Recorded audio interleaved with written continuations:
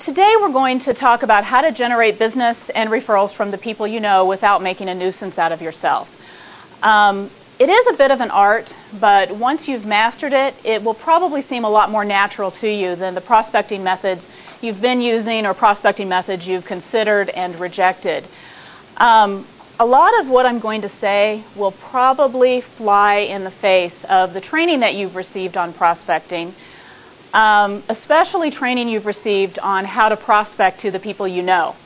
In fact, that's the last time I'm going to use the word prospecting in conjunction with generating business from the people you know.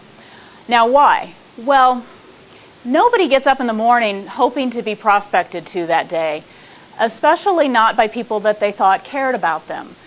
When you impose a sales pitch on the people that you know, I don't think that it endears you to them, and most of us know that deep inside. The problem is that so much of our training insists that we sales pitch everyone we know and everyone we meet. And when we're exposed to that sort of training over and over and over again, it becomes a little difficult, a little hard to hear that little voice inside of you telling you that it's wrong. There's a girl who was going to come today and she didn't. And she asked me last year, she's like, okay, I want to give Christmas gifts to my biggest clients. What should I give? And she had this plan. She was going to give them all a big wine basket that cost $100 or something, or $150. And I'm like, why would you do that? Take them all to dinner. If these people are your biggest clients and you enjoy their company, spend that $100 in front of them. Okay?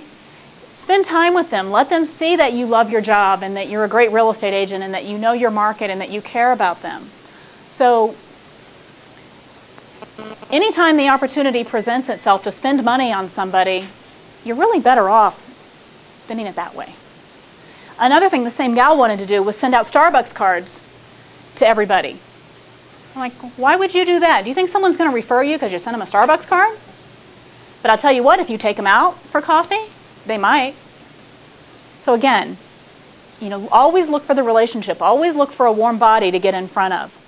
The concept of pursuing business from a sphere of influence is nothing new. I mean, most real estate agents, most experienced agents, if you ask them if they market to or prospect to their sphere of influence, they say, oh yeah, my sphere of influence is a big part of my business model. And of course, all new agents, the very first project they get is to make a list of everyone they know and send out this ridiculous little card announcing their venture into real estate. But typically, that's the last time an agent sphere ever hears from them. Okay? I know that a lot of agents, probably a lot of you, have some serious reservations about the idea of marketing to the people you know. We've all heard the horror stories of deals that have gone bad and relationships ruined. We've also heard about those agents who make a nuisance out of themselves and are no longer invited to their families' parties. And then we've also heard how your friends and family will always pressure you for a discount on your fees. Okay. My goal today is to show you that you can depend on your sphere of influence for most or even all of your business if you approach them right. If you approach them wrong, you take a very good chance of alienating a huge source of business for you and also destroying the personal relationships in your life. Very anti-systems when it comes to my sphere of influence. It doesn't mean that I don't use systems, I do. But I use my systems to remind me to stay in touch with my sphere of influence, not to do it for me. So some people will say, well, it's better than nothing. If I'm not going to get this done, at least I'll do this. And I disagree. I don't think that drip campaigns, automated drip campaigns, are a good idea if that's all you're doing. Because what message are you sending these people? It's impersonal. You're sending them a message that I'm a real estate agent and that's all I am to you. You're a prospect. That's all you are to me. You might get some business out of it. You might. But that's not SOI. Okay, that's farming. That's prospecting. And it might work, and go for it, but don't call it SOI. You have the best questions. There are great real estate agents out there that are competing with you. There's also a bunch of real estate agents out there who are pretty good at keeping in touch with their sphere of influence.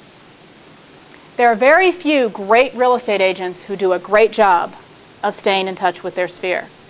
So if you do both of these things together, you're going to pretty much blow your competition away. Even if everybody in your sphere of influence knows 25 other realtors, I can guarantee you they're not all great and they're sure not all keeping in touch. So if you do both, you can have plenty of the pie. There is business out there, and it is ours for the taking.